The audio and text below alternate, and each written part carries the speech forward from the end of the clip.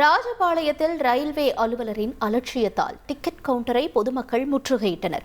செங்கோட்டையிலிருந்து மதுரை செல்லும் ரயிலில் பயணம் செய்யவும், சென்னையிலிருந்து குருவாயூர் செல்லும் ரயிலில் பயணம் செய்யவும் ஏராளமான பயணிகள் வந்திருந்தனர். அவர்கள் டிக்கெட் எடுத்தபோது டிக்கெட் கவுண்டரில் இருந்த அலுவலர் ஜிபே மூலமாக பணம் செலுத்தினால் மட்டுமே டிக்கெட் தரப்படும் என்று கூறியுள்ளார். இதற்கு பயணிகள் எதிர்ப்பு தெரிவித்த நிலையில் இருக்கையை விட்டு எழுந்து சென்ற அவர் நீண்ட நேரத்திற்கு பிறகு வந்து பணம் வாங்கிக் கொண்டு டிக்கெட் கொடுக்க தொடங்கினார்.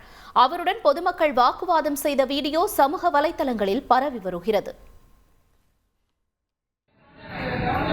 ஆன்லைன்ல தான் கொடுப்பாங்களான்னு கேளுங்க, ரூபா எடுத்து கொடுக்க முடியாதான்னு கேளுங்க. பாப்பா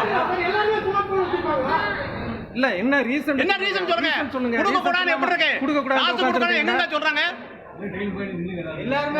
எல்லாரும் காசு தானே, பாமர மக்கள் தானே. உங்கள மாதிரி ரயில்வே வேலை தான் அவங்க செல் வச்சிருப்பான், காசு வச்சிருப்பான். எப்படி இது பண்ணுவாங்க?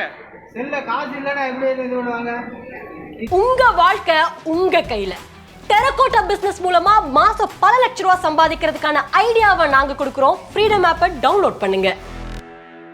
காசு வாங்கிட்டு அமௌண்ட்டை கூட வாங்கிட்டு பில் டிக்கெட் இல்ல என்ன ரீசன்ட்டா சொல்லாம உட்கார்ந்திருக்காரு பாருங்க. காசு கொடுக்க அவர் வாடி எஞ்சி ஓடுறாரு.